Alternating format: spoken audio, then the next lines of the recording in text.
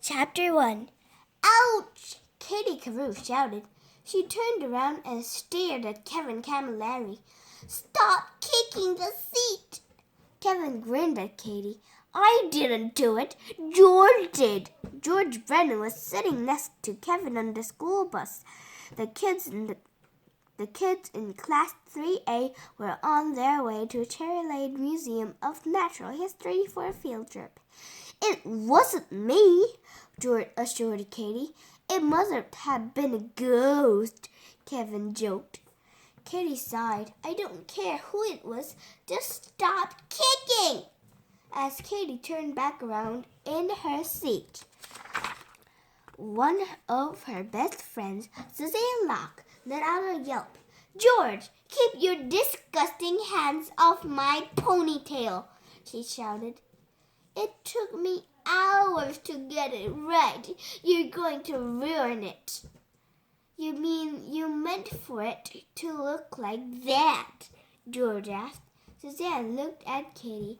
Boys, she huffed. There are pains in the neck. Jeremy's not a pain, Katie pointed out. Suzanne rolled her eyes. He's your friend, Katie, not mine. It was true.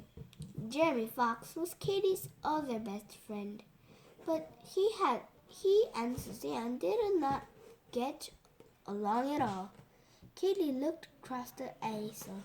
Jeremy was sitting next to Mandy Gonzalez. They were making bunny ears over Becky Stern's head. Making bunny ears. Katie was glad Suzanne didn't see them. It would only prove her point. Hey, Jeremy, Maddie, watch this, George called out. He stuck his tongue out a car that was passing by. Bleh.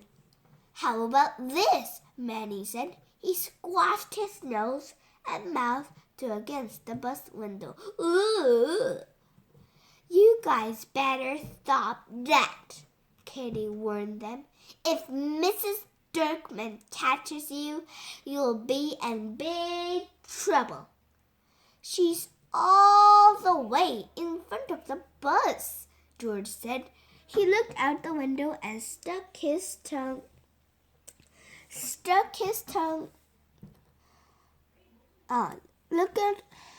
Looked out the window and stuck his tongue out again as another car drove by. Boom! George held up a camera.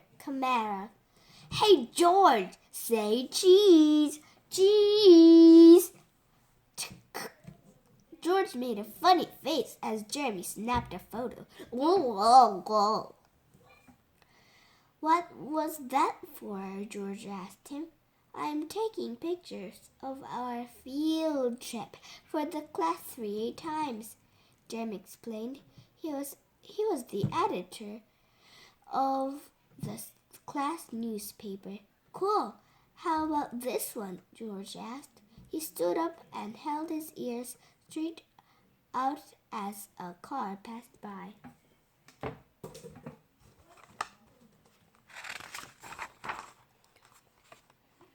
Mrs. Dirkman will be really mad, Katie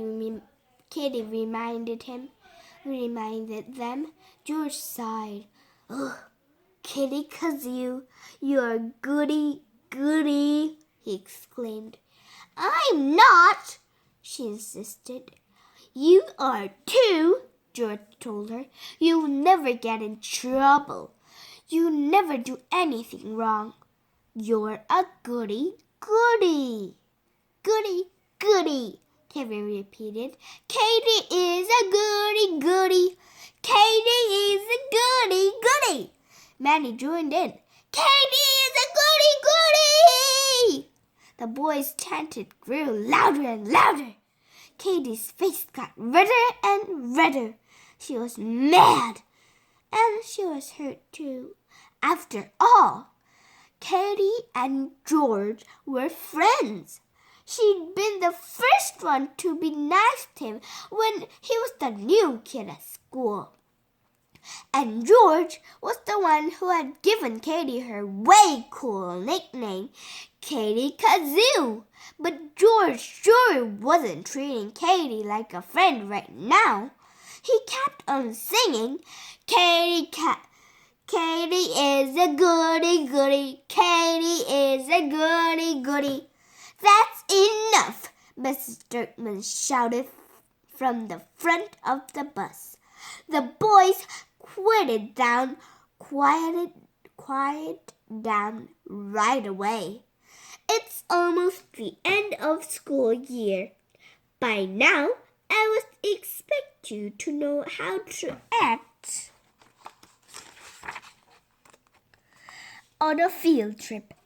If you children cannot behave, I'll ask Mr. Bloom to turn this bus around right now. We can go back to school and have a math test instead of going a field trip. Mrs. Dirkman warned. Suzanne looked at Katie. See, I told you boys were rotten. George was mean, and he was wrong.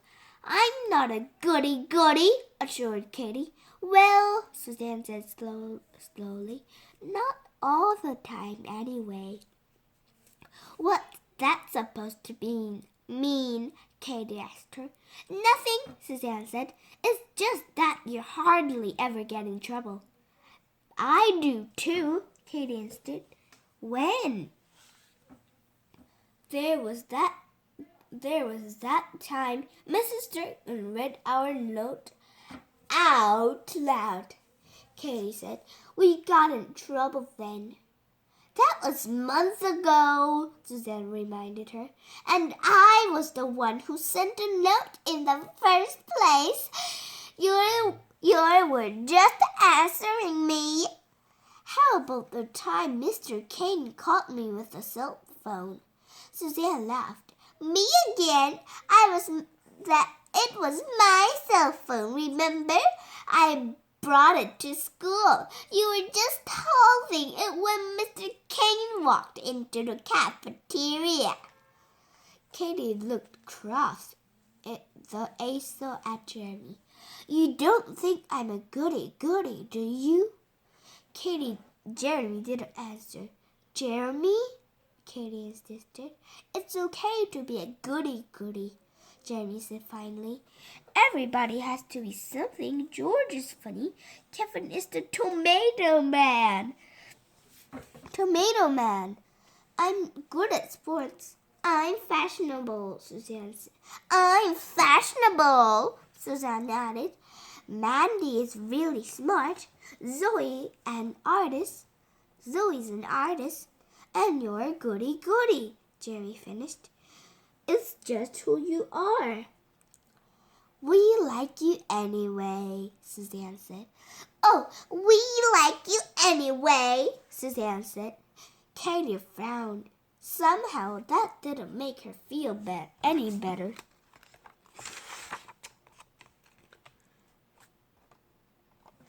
Chapter 2. As the bus rolled along, Katie stared out the window. She tried not to think about that her friends had said.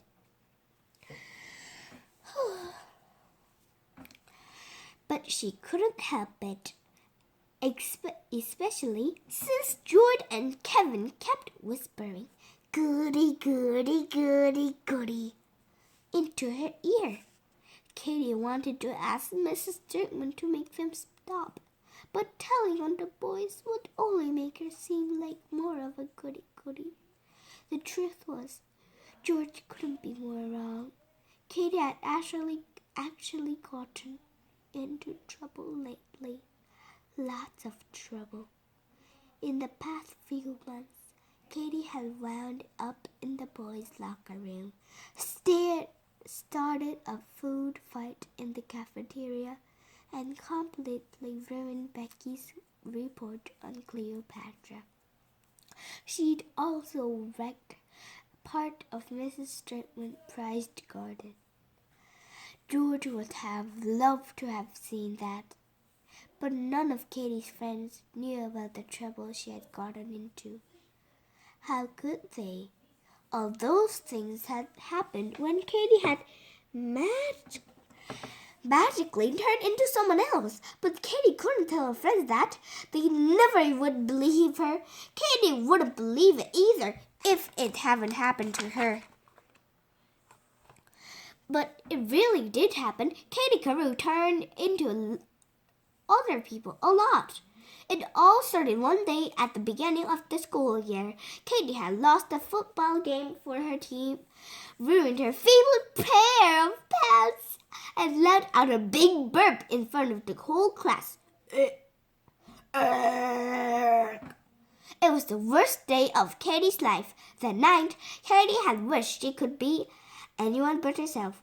But there must be a shooting star overhead when she made that wish, because the very next day the magic wind came and turned Katie into Speedy the class hamster, wound up in the boys' locker room, stuck inside George's stinky sneaker. Luckily, Katie had turned back into herself before George could step on her. The magic wind came back again and again. It turned her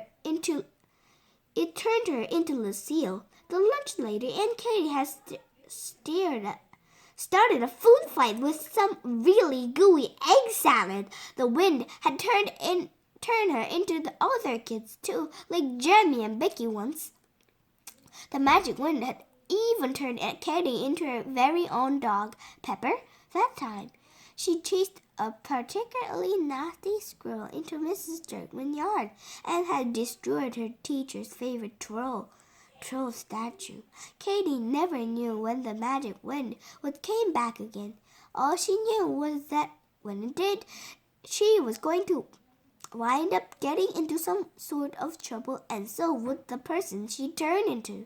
See, Katie wasn't a goody-goody at all. Unfortunately, she was the only person who knew it.